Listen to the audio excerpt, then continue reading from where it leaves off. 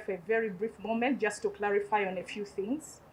One is on how we renew our travel clearances. I believe that the first lot of media to get clearances, they got them, I think, on 22nd, which means that I think tomorrow they'll be expiring. So how do you renew your clearance? Right now, what has to be done is, when you're applying, you didn't apply as individuals. Media Center applied on your behalf. So Media Center has the responsibility to do the renewal on your behalf. What they do, they log back into the system. They will click Media Center as an organization. Once they click that, then automatically your clearance will be renewed for another 14 days. However, we are working. Our IT team is working on the aspect that you will not need the administrators or those who applied on your behalf to do the clearance, to go back into the system. We hope that by Thursday, the system will automatically clear, but then they will have to, they will either print for you, or the one that you have, that will be, if you have a printed one, it will automatically be renewed in the system. So when they use the QR code or the 6120, then you'll be good to go.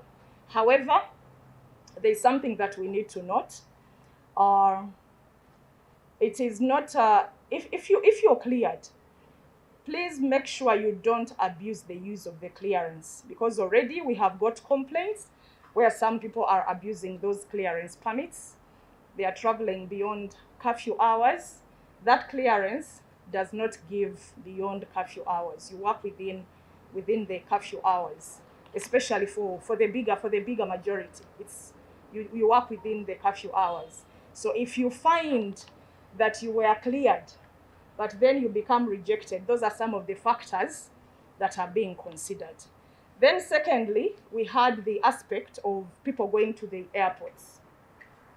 If you are going to the airport, you don't need to come to Ministry of Works and Transport for clearance.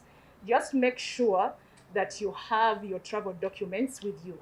If you're going to pick someone or you're going to drop someone, still the same applies. Make sure you have copies of their documents. This will help you when you're going to drop them. Make sure you have a copy.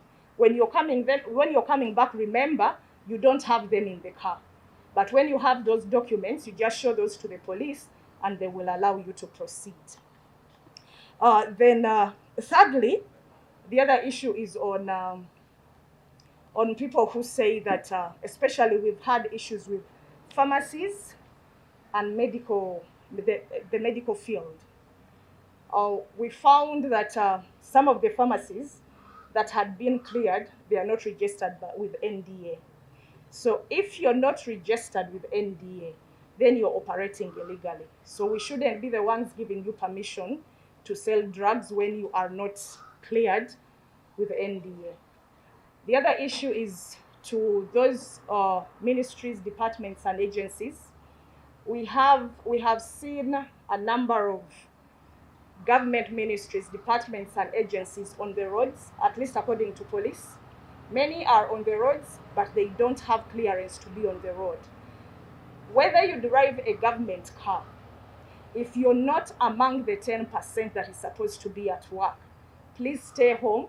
The government car does not give you clearance automatically to be on the road. Only those that have clearance from the Ministry of Works and Transport are allowed to be on the road. Then I think lastly, it's about inter-district travel. The president was very clear. For those outside the greater Kampala metropolitan area, and this included Mukono, Wakiso, Kampala, and Entebbe.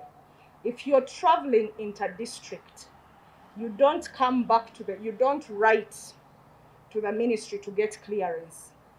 You go to the RDC or the RCC or the LC, one chairperson. Every district has a district task force. The task forces have worked out their own operational guidelines, so they are supposed to clear those emergencies and other aspects that may need clearing. So colleagues, basically that's what we came to communicate. So unless you have some questions, that's it. Thank you.